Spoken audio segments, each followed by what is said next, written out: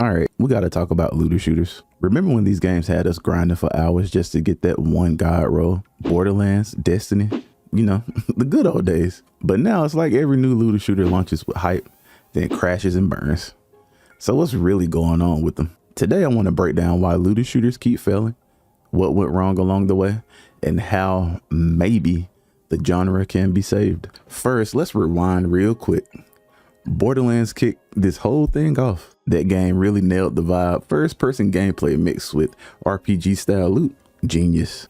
Most people prefer Borderlands 2, including myself, over Borderlands 1, but you still got to give Borderlands 1 its flowers. Then came along Destiny, which added MMO mechanics, in-game raids, weekly resets, and man, it really worked. For a while, we were locked in on that. Really, it was all about chasing that next drop, running co-op with your squad, and flexing your gear.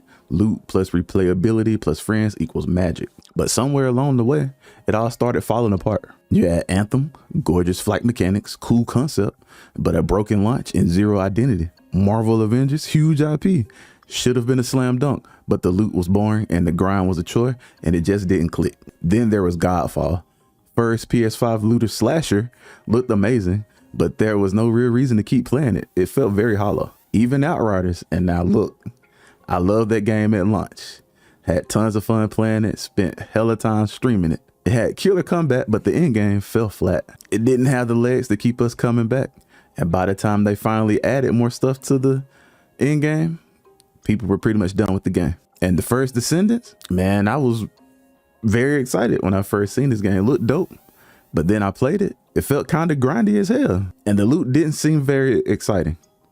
So I started asking myself, what's the point? These games all had potential, but they overpromised and underdelivered, burnt people out with these FOMO systems, forgot to make the end game rewarding, and they didn't keep up with their communities. It really started to feel like we were playing chores, dressed up as a shooter. So from all these failed games, I think people just stopped caring about the genre. People dipped, the trust was gone. When a new looter shooter drops, most of us side-eyed like, all right, how bad is this one gonna flop? But over the years, some of the games that released in this genre did see success. Not all of them failed. Warframe still going today. Then you got Helldivers 2, which blew up recently. The Division 2 still has its core players. And an honorable mention to Remnant 2. That game has quietly built a strong following with its challenging gameplay and creative loot. The difference? These games focused on gameplay first and community second. They didn't try to be everything. They just got good at one thing. So here's the question. Is it over for looter shooters? I don't necessarily think so, but studios got to rethink the formula for these games. If they want this genre to survive, some of the things we need are real co-op gameplay where you need your team, tight loot design that actually feels rewarding, support for mods, builds, and creativity. They need to chill on the constant FOMO traps. Some upcoming games really have a chance at bringing the genre back. Games like Borderlands 4, Project LLL, and I'm currently checking out Once Human. It seems like it could be promising for the genre as well. Who knows, the first Descendant could make some changes and I end up feeling differently about that game. But the only way these games will have a shot is if they learn from previous games what went wrong. So yeah, looter shooters aren't dead, but they're definitely on life support. What do y'all think? Is there hope?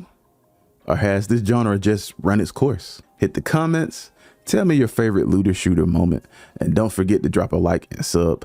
Next up, we're diving into why Borderlands still has a cult following in 2025. Stay locked in.